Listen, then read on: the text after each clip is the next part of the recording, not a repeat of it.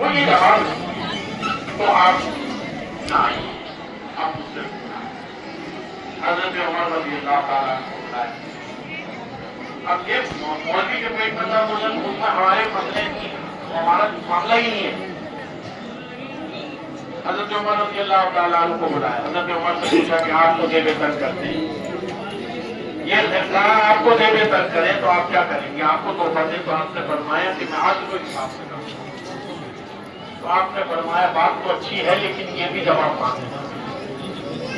اس کے بعد حضرت عثمان غنی رضی اللہ تعالیٰ عنہ کو بلایا اور کہا یہ خرقہ آپ کو دیا جاتا ہے جو مجھے معراج کے سفر میں ملا، تو اس کے ساتھ آپ کیا کریں گے؟ ماشاء اللہ، کیا معاملہ ہوگا؟ تو آپ کا جواب اس وقت میرے ذہن میں نہیں، لیکن غالباً ایک جواب یہ تھا، آپ نے یہ کہا کہ میں سخاوت سے کام لوں گا، سخاوت سے کام لوں گا۔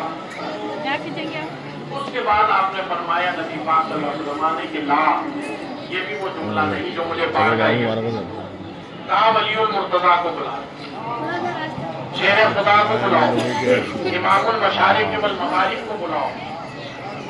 آج آپ نے بتایا کہ ان کے والد بزرگوار محسن اسلام حضرت ابو طالب علیہ السلام کا یوم وصال بھی۔ مسلمان مرے تو موت کہیں اور مومن جائے تو وصال کہیں۔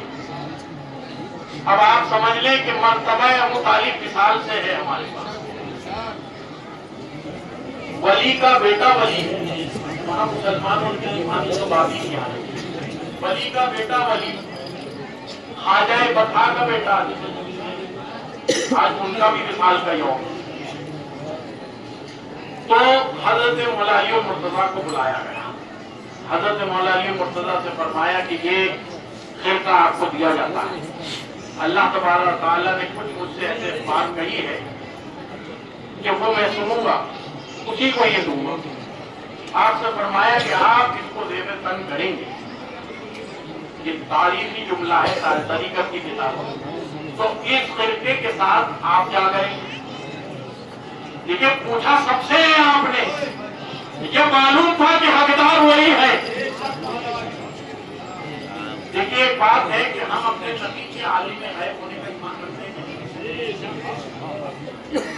جب خدا ہی نہ چھپا تم سے تم پہ کروڑوں، جب اللہ کی ذات ہی نہیں چھپی آپ کی ذات سے تو پھر علم غیب کہاں سے؟ کون سا علم غیب ہے؟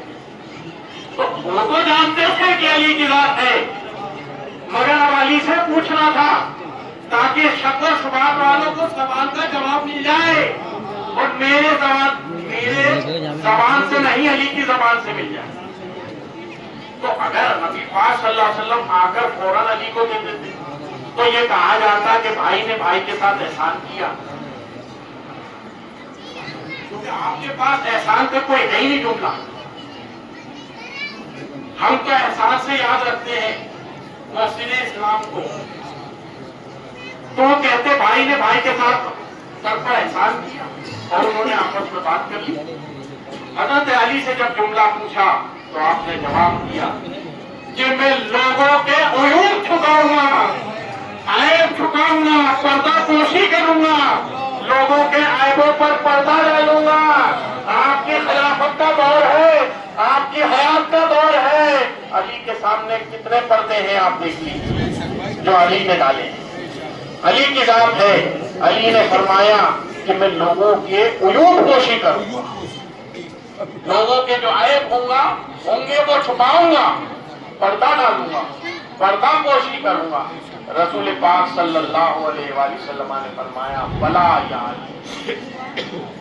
بلا جملہ جب بولا جاتا ہے تو نام کے مقابلے میں جب بلا بولا جاتا ہے نا تو اس کے معنی بلند ہو جاتے ہیں۔ نام ہوا ہاں کہ بھائی یہ بات صحیح ہے، جب ہم بلا بولتے ہیں تو بے شک ہوتا ہے۔ رسول پاک نے فرمایا بے شک صحیح ہے، یعنی پہلے کوئی انکار تھا، پھر کہا ہاں، پھر کہا بے شک۔ کوئی انکار کرنے والا انکار کر دے، تو نے علی اپنی زبان سے اسے ہاں میں تبدیل کر دیا۔ جو اللہ نے مجھے خرقے کے ساتھ جملہ دیا تھا وہ بے شک ہے، بلا یا علی، یہ خرقہ تیرے لیے ہے۔ یہ سفر معراج کا تحفہ بھی ہے جو علی المرتضیٰ علیہ السلام کو دیا گیا، جس کی بنیاد پر سارے سلاسل آپ کے دربار سے، آپ کے قدموں سے بہے، نہریں رواں ہوئی طریقت کی، اور علی المرتضیٰ کی ولایت اور وسیع ہونے کا اعلان ہو گیا۔ اللہ تبارک و تعالیٰ کی بارگاہ میں دست بدعا ہوں کہ اللہ تعالیٰ ہماری غلطیوں کو، خطاؤں کو، گناہوں، گستاخیوں کو، بے ادبیوں کو، اور ہماری فسق و فجور و عصیان نافرمانیوں کو جو ہم زندگی بھر کرتے ہیں، سفر معراج النبی صلی اللہ تعالی علیہ وآلہ وسلم کے صدقے وسیلے معاف فرمائے، اور ہمارے فلسطین کے بھائیوں کو اللہ رب العزت بلندی اور عظمت عطا فرمائے، ان کے حوصلے بلند فرمائے، اور ہم مسلمانوں کو بھی ان سے سبق لینے کی توفیق عطا فرمائے، اپنے نبی پر شہادتوں کو نثار کرنا سکھائے، اپنے نبی کے نام پر نثار ہونا سکھائے، زبانی خرچ نہ ہو، جسمانی خرچ بھی ہو۔ ہم اہل فلسطین کے لیے بھی دعا کرتے ہیں، اور ہم دعا کرتے ہیں کہ اللہ تبارک و تعالیٰ یہ جو دجالی طاغوتی نظام اس وقت زمین پر ہمارے سچے رہبروں کو، ہمارے سچے قائدین کو، ان رہبروں کو جو سیدزادے بھی ہیں، ان رہبروں کو جو علی کی امامت کے ماننے والے بھی ہیں، ان رہبروں کو کہ جنہوں نے صرف مسلمانوں کی حفاظت نہیں کی، غیر مسلمانوں کا بھی خیال رکھا ہے، جنہوں نے اخلاق محمدی صلی اللہ علیہ وسلم کا پوری دنیا میں بول بالا کیا ہے، جو نظر سے نظر ملایا ہے اس طاغوتی نظام کے، اس دجالی نظام کے، آج اس شب اسراء کے وسیلے طفیل اس قیادت کو بھی میں سلام کہتا ہوں، اس قیادت کے لیے بھی میں دعا کرتا ہوں کہ اللہ تعالیٰ اس قیادت آیت اللہ خان نائی کو بھی سلامت رکھے، ان کو صحت و تندرستی عطا ہو۔ ہمارے جو تھے آستین کے ساتھ وہ تو بک گئے، کوئی شہر شام میں بکا تو شہر امریکہ میں بکا۔